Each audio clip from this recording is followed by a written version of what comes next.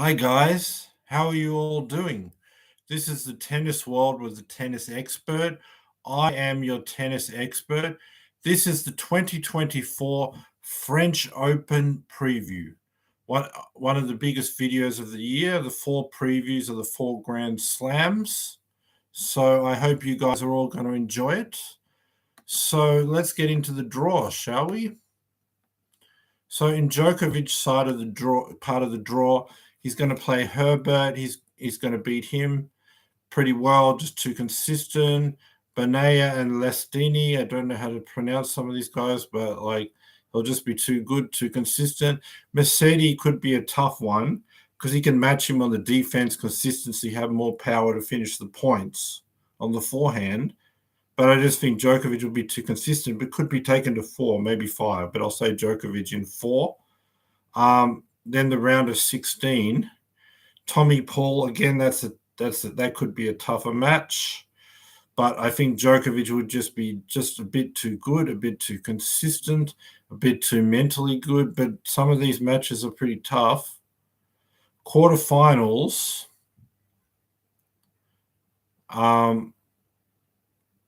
Let me just see his opponent because I'm going for the draw. Oh, Fritz. Yeah, Fritz on clay. Against these big serves, he'll just get the ball back into the court. He'll just force him into rallies and he'll move him around, expose the lack of movement, outmove him. I'll say that'll be straight sets because that's much more easier matchup for Djokovic. Then he'll be in the semi-final. So let's just pass the other part of the draw, right? So Zverev, in his first round, he's got Nadal, the 14-time winner here. That's a very tough one. I'm going to say it could go either way, but I'm going to say Nadal with his experience. Zverev against these big guys, big match atmosphere. He falls apart, feels the pressure, the confidence of Nadal on his favorite court. Even if he's not been playing well, I just think he's going to find a way to win. And so that'll be 5 sets to Nadal, though. It'll just come down to the pressure. He'll out-rally him. He'll get his serve back. Zverev's big part of his game is a serve that's taken away with the clay. Nadal gets it back, forces him into rallies and out-rallies him. Zverev goes for too much power near the line, makes errors. But 5 sets, Zverev will be right there. But just Nadal's confidence on this court and Zverev with the pressure against these top players. Then Nadal would play Goffin, probably. He'll just out-rally him, overpower him with the forehand. Griekspoor, get his serve back, force him into rallies, out-rally him. All these are straight sets for Nadal now after the first round. Rune, they're going to match each other pretty well, but I just think Rune mentally won't be in a good place against Nadal and Chatrier again and will make a whole bunch of errors. Nadal will be too consistent on the forehand. Rune will probably get a set, but at times Nadal will have his power and consistency, whereas Rune will have power but inconsistency with errors. And Nadal, he can hit the winners but not giving up on the errors, but Rune is. And then the mental side, so 4 sets for Nadal in that one. And then he's going to be in the quarterfinals.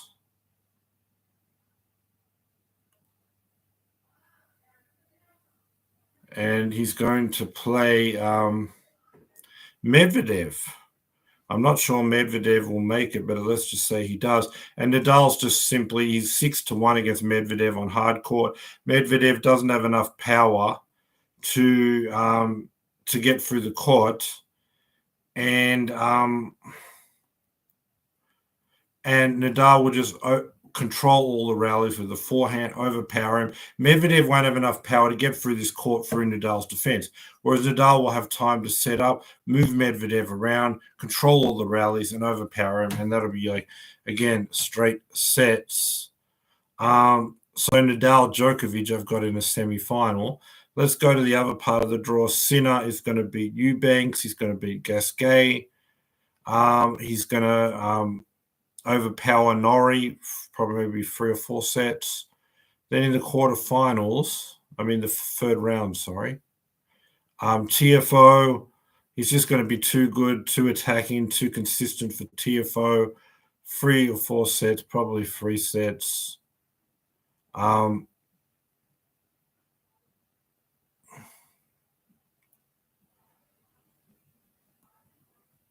And then, but I mean, I can't see his fourth round exactly because I don't see a 16 seed in this part of the draw.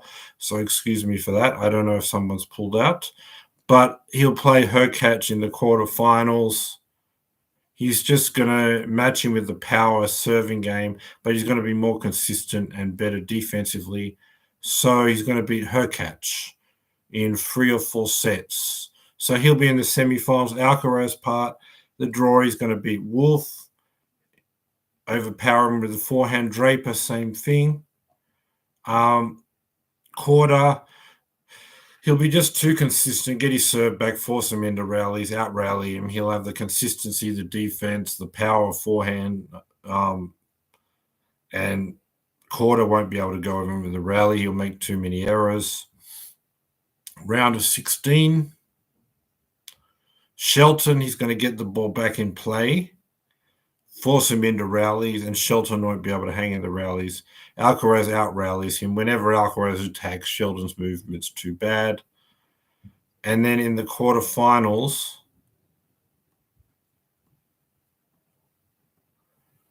I've Tsitsipas or Rublev. I'm going to say Tsitsipas. I saw these guys play at the French Open last year. And the thing is, the biggest weapon Tsitsipas has on clay is a forehand to get through the court and finish point. But Alcaraz has a forehand just as good or better. And then on the backhand side, Alcaraz's backhand is way better than Tsitsipas. So then that puts him ahead. Then when you can't quite finish the point on clay because the court's slow, Alcaraz can come into the net and finish. He's got the drop shot. And then these long rallies, making yourself a wall defensively where the opponent can't get past you. Tsitsipas doesn't have that. Alcaraz does. And the only thing Tsitsipas has, Alcaraz has. Maybe Tsitsipas is a bit better on the serve, but clay serve doesn't matter. So this will be straight sets. But if Tsitsipas is playing very well, it could be 4. They played a few times on clay. Alcaraz usually wins quite easily. So then I've got Nadal, Djokovic, Sinner, Alcaraz in the semifinals. I'm going to say Sinner, Alcaraz. The clay is better for Alcaraz because, one, Sinner's game is a big serve, attacking, shorting the point. I guess his game is a bit like Federer, but not quite. But he's an attacking guy. He likes indoors, grass. So that game is taken away by the clay. And then the lack of defense, reliant too much on the serve. I mean, his defense is okay, whereas Alcaraz has everything. Like, first of all, he has the speed and the biggest advantage Sinner has the serve. The serve doesn't matter so much, right? Then defensively, an important thing, long rallies, making yourself a wall. Alcaraz has that, Sinner doesn't. And then when you need the one big shot, a big forehand to get through the slow court and finish points, Sinner has that too. Sorry, Alcaraz has that too. So Alcaraz has a better defense and speed, very hard to get past him on a slow clay court, and then when he's got time to set up on the forehand, has that big weapon to finish points. Sinner's not good defensively, doesn't have that big weapon to finish the points, is more of an attacking player, relies on the serve, and those things are better on faster courts. Whereas things like needing a big forehand to finish the point and better speed and better defense for these long rallies, Alcaraz is stronger in these areas. So Alcaraz's game is way more suited to clay than Sinner. It helps all his strengths. It takes away all of Sinner's strengths. So I'm going to say 4 sets for Alcaraz. He moves through to the final.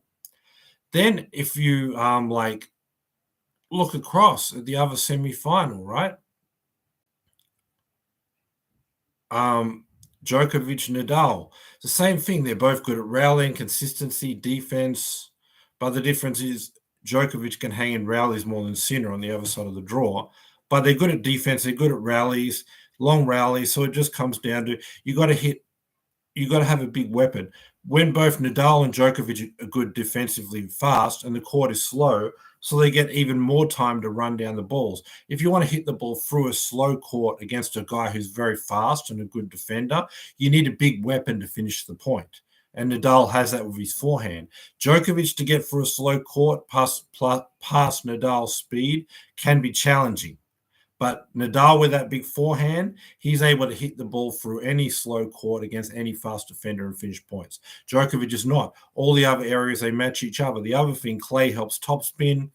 Nadal has more topspin to get higher up and give Djokovic problems. Djokovic doesn't have that. So for those reasons, I'm going to say Nadal in 4 sets, like 2022. Could be 5, though.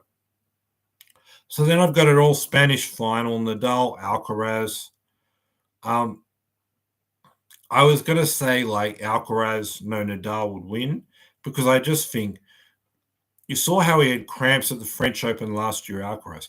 That's against Djokovic. Djokovic, great player. Everyone looks up to him. But he's Spanish. He got into the game because he started watching Nadal. Nadal was his hero. Nadal was his idol. And where does every Nadal fan start watching Nadal and start dreaming, I want to be like this guy? At the French Open. So the pressure of center court, French Open, Nadal, 14 out of 14 at the French Open, right? I would say Nadal. But then I just think Nadal's not shown me the form. And he's not showed me any progress that he's on the way to there. And even with this final, I'm going to have to say Alcaraz in 4 or 5 sets in this one. But if Nadal does find his best level that he's found to win the 14 French Opens, then that'll be too tough for Alcaraz. Trying to meet that level, plus all the pressure and nerves, winning your first French Open against your hero, and Nadal against the guy who he grew up watching him specifically win on this court, he won't be able to be his best. So if Nadal's going to win this. But I'm probably about 51% for Alcaraz, 49%. Just the fact that Nadal has been out of the game so long and so far from his best. But there have been other times where he didn't have a good lead up and still won the French Open. So it's very, very possible that he could suddenly find his form. If he does, the pressure will be too much for Alcaraz. Try to beat his hero at the place where he started watching Nadal. Nadal at his best Grand Slam, the French Open. Watching Nadal, here's why he got in the game. Being involved in that final is going to be too much pressure and nerves if Nadal finds his best level. But right now, he's far from his best. And Alcaraz is just turning 21. So I'm just going to slightly go for Alcaraz, I'll say in 5 sets for now. They offer the same things. Forehand, great defense. Alcaraz is a bit better on the backhand, drop shots, net play. If they play in the final, I'll go over it in more detail. But I just think, like, because Nadal's far from his best, Alcaraz has a chance to be great on this surface and take advantage of that. But if Nadal finds his best, then he wins it. But again, I'll be knowing how they're playing when I preview the final. So I'll be back for that in a couple of weeks. My next video will be the French Open semi-final preview. Quarterfinal. I'm going to preview the quarterfinals, semifinals, finals. So it's about 10 days on a Tuesday. Come back for that for my French Open quarterfinal preview. But this is my French Open preview. I've got Alcaraz beating Nadal in the final. Subscribe, bell notification, thumbs up. Be back in about 9 or 10 days for my French Open quarterfinal preview. Subscribe, guys. Thanks for being with me. Subscribe, bell notification, thumbs up. See you in 10 days for my French Open quarterfinal preview. Bye for now. Thanks for watching.